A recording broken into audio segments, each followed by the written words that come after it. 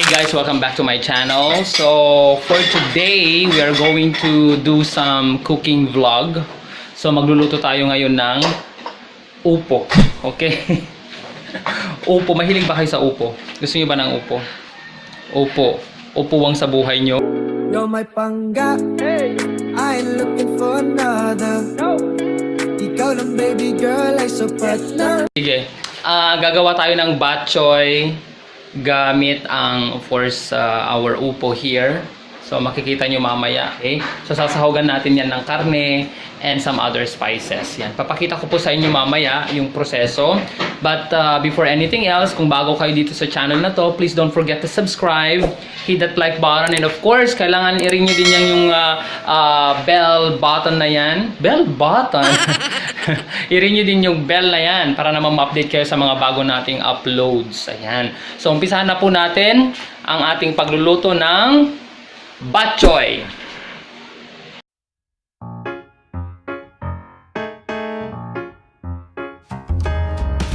Okay, so yun na nga po. So ang gagawin po natin, ikakat po natin ito. Diba sabi ko sa inyo, at least 3/4 kasi masyadong marami. So magtitira po tayo ng konti kasi masarap din po yung upo for dinding.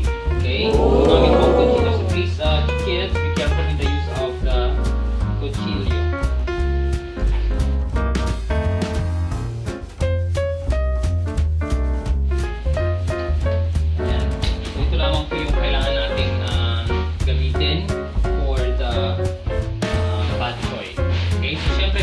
Natin ngayon yan at parang gagrind natin siya. Wala po tayong, hindi po tayo gagamit ng blender kasi pag blender masyado na siyang manipis. Okay, so ito na nga. Itong gagawin natin, kailangan nating balatan and then hugasan natin. So balatan muna natin.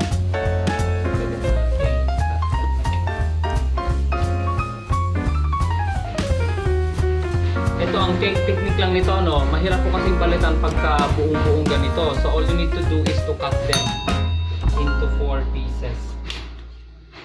Divide them into 4. So naging 4 na siya. Ayan, maganyan. Kailangan ng container.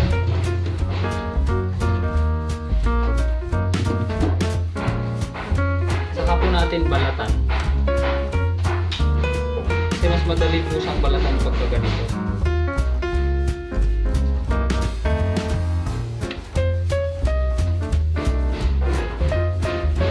So dahan-dahan lamang po sa paggamit ng kutsilyo. Ikakat-kat ng maliliit.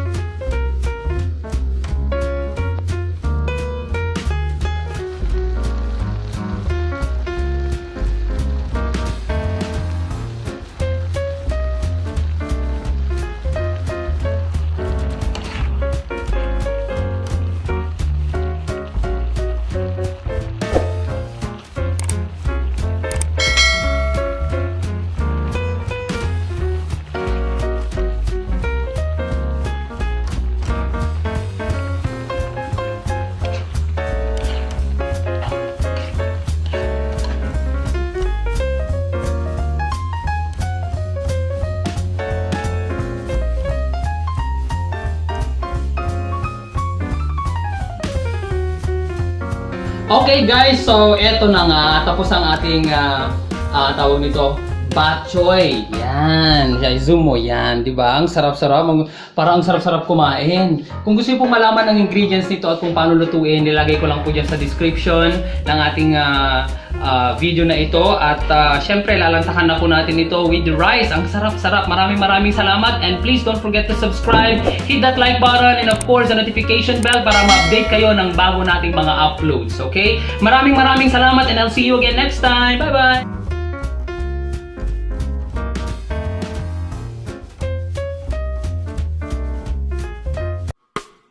This is Maestro Kelbong.